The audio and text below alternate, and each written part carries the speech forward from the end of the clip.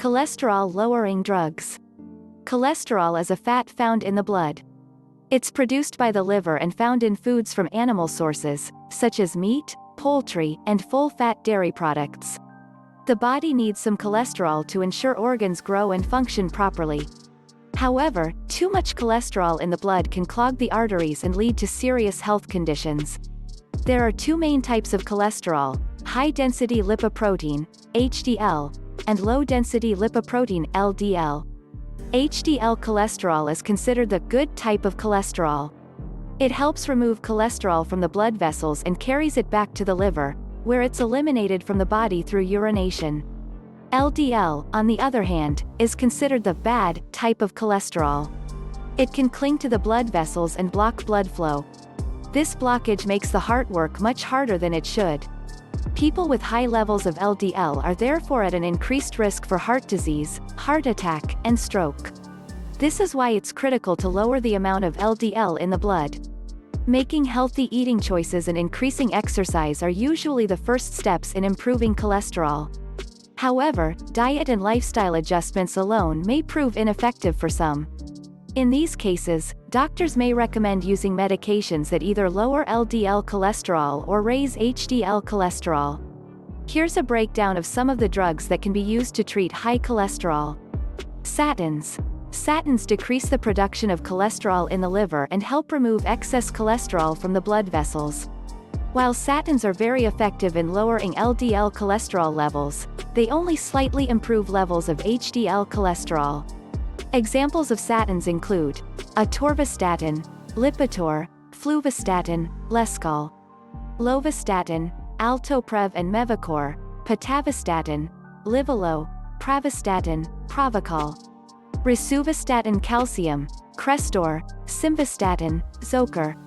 Avoid taking statins if you have liver disease or if you're pregnant. You should also avoid drinking grapefruit juice while taking this medication.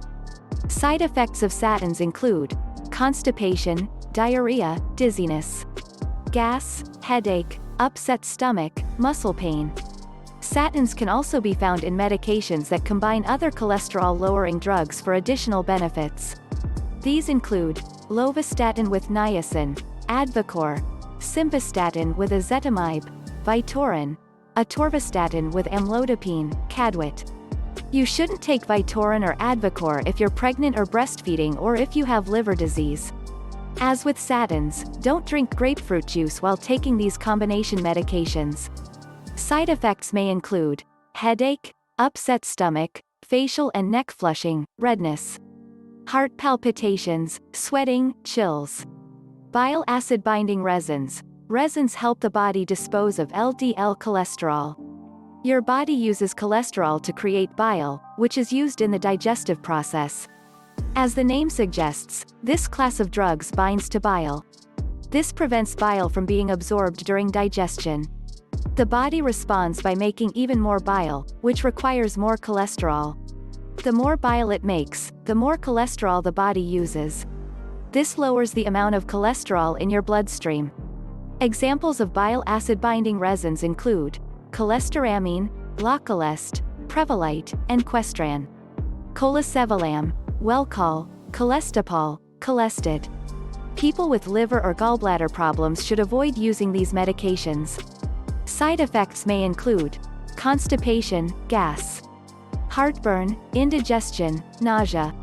Selective cholesterol absorption inhibitors.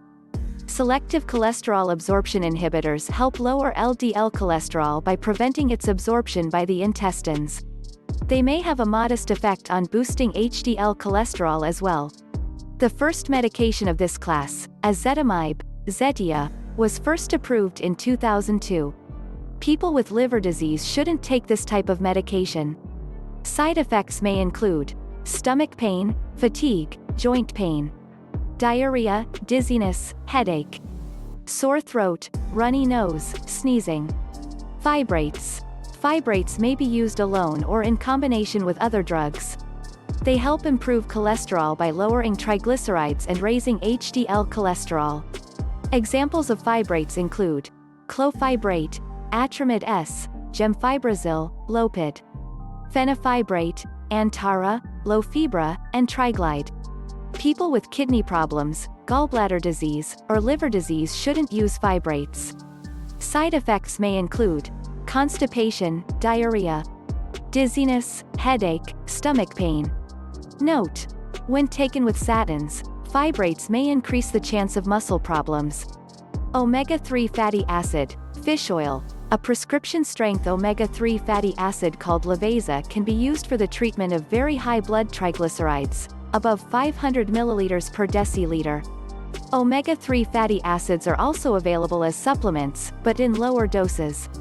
Side effects may include back pain, burping, flu-like symptoms, upset stomach, skin rash, increased risk for infections.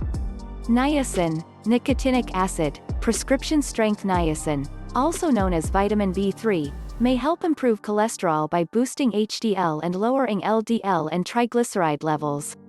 When used in combination with statins, niacin could raise HDL levels by 30% or more. Although you can buy niacin without a prescription, over-the-counter doses aren't effective in treating high cholesterol. Due to side effects, niacin is now usually reserved for those who can't tolerate statin therapy. Examples of prescription-strength niacin include Niacor, Niaspan, slow niacin. People with diabetes should avoid taking niacin, as the medication may increase blood sugar levels. Other side effects may include facial and neck flushing, nausea, vomiting, diarrhea, jaundice, yellowing of the eyes or skin. Increased levels of liver enzymes, found with a blood test, peptic ulcers. Itching, tingling sensation in the legs and feet. PCSK9 inhibitors. PCSK9 inhibitors are monoclonal antibodies, a type of biologic drug. These medications are a new class of drug being used to treat people who have high cholesterol. They help lower cholesterol by targeting and inactivating a protein called proprotein convertase subtilisin casein 9. This particular protein reduces the number of receptors on the liver that remove LDL cholesterol from the blood.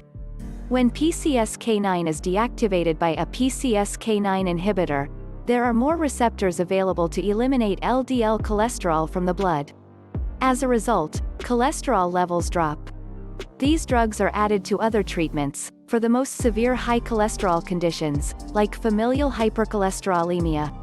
In 2015, the U.S. Food and Drug Administration, FDA, approved the first PCSK9 inhibitors, Praluent, alirocumab, and Repatha, evolocumab.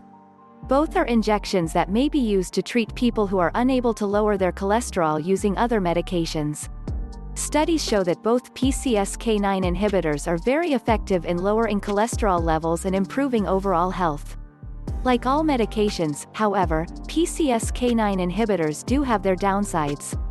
Both Praluent and Repatha need to be injected every 2 to 4 weeks. This can be inconvenient for many people. These medications are also expensive, with some officials estimating that a year's worth of treatment could cost up to $12,000. PCSK9 inhibitors can also cause side effects in some people, including itching, swelling, pain, or bruising at the injection site. Back pain, confusion, difficulty concentration. The common cold, the flu, allergic reactions, such as rash and hives. The takeaway: most medications can lower cholesterol without causing serious side effects. But the effectiveness of each medication varies from person to person. You and your doctor will need to determine which class of medication is right for you. Make sure to notify your doctor about any other medications you're currently taking, as certain drugs can interfere with the effectiveness of cholesterol-lowering medicines. Once you've received your prescription, it's important for you to take your medication exactly as directed. Let your doctor know if you experience any side effects. Your doctor may switch you to another medication or reduce your dosage. Never stop taking your medication unless your doctor instructs you to do so.